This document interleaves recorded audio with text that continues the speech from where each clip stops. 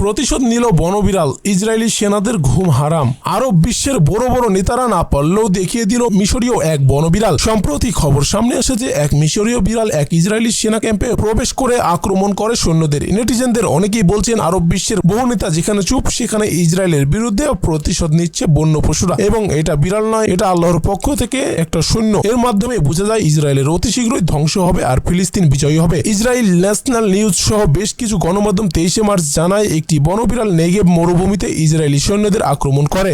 বিড়ালটিকে ইসরায়েলের সামরিক ঘাঁটির খুব কাছেই মিশর ও ইসরায়েলের সীমান্তের হারিব পর্বতের কাছে পাওয়া যায়। স্থানীয় বন্য প্রাণী বিশেষজ্ঞরা গণমাধ্যমকে জানায় প্রাণীটি সাধারণত মানুষের কাছাকাছি আসে না, তবে দীর্ঘদিন সামরিক ঘাঁটির কাছাকাছি থাকায় হয়তো সে মানুষের সাথে অভ্যস্ত হয়ে যায় এবং ঘাঁটিতে থাকা সৈন্যদের আক্রমণ করে বসে। এতে বেশ কয়েকজন আহত হয়ে চিকিৎসাধীন রয়েছে। স্থানীয় কর্তৃপক্ষ আরো জানায় বন বিড়ালটিকে আটক করা হয়েছে এবং সেটিকে বন্যপ্রাণী হাসপাতালে চিকিৎসার জন্য পাঠানো হয়েছে। এই বন বিড়ালটি কেরাকেল বা ডেজার্ট লিংস নামেও পরিচিত। তো দর্শক, আজকের ভিডিওটি এই পর্যন্তই।